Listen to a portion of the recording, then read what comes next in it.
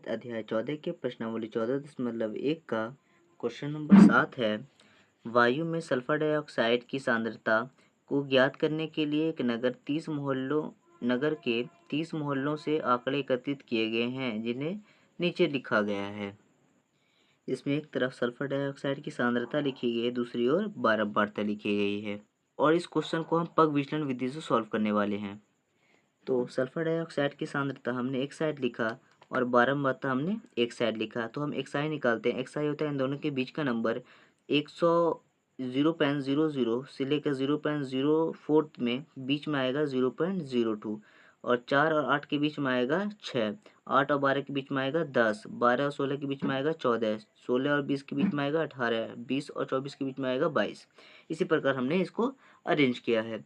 अब यू आई निकालने के लिए बीच वाला नंबर हमें चाहिए, यानी ए चाहिए। तो 1 2 3 4 5 6 नंबर है, तो 6 नंबर में क्या हो जाएगा, अगर आधा इधर काट देंगे तो बचेगा ही नहीं कुछ।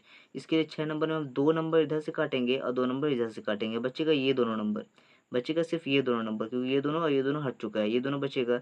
2 नंबर जैसे बचे, आप अगर बीच वाला नंबर बच गया तो वो तो ए हो जाएगा, लेकिन अगर 2 नंबर बचे तो हमेशा ऊपर वाला चूज करना है, हमेशा ऊपर वाला चूज करना है। तो ए हमारा हो जाएगा 0.10।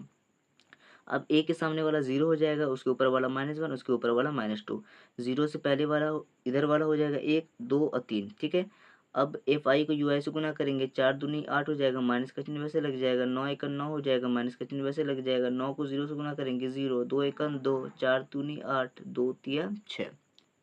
अब प्लस वाला नंबर एक साथ जोड़ेंगे, जैसे 8 2 10 और 6 16 और 9 और 8 को जोड़ेंगे तो 17 हो जाएगा। माइनस दोनों में तो माइनस लगा देंगे, 17 में से 16 जाएगा, एक आएगा, माइनस का चिन्ह बड़ा इसलिए माइनस का चिन्ह लग जाएगा, यानी F I U I sigma F I U I कितना है -1 और सबको जोड़ने पर 30 आया, तो सिग्मा एफ आई कितना आया 30 आया। ये हमारा 0.10 है। इस हिसाब से हम पग विचलन विधि से आगे सॉल्व करेंगे।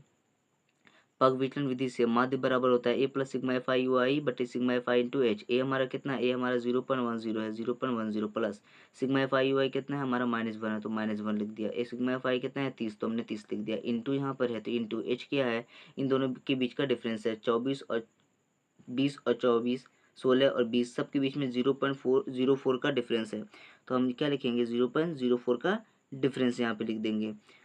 अब आगे सॉल्व करते हैं। 0.10 को हम वैसे उतारेंगे, प्लस हम वैसे उतारेंगे।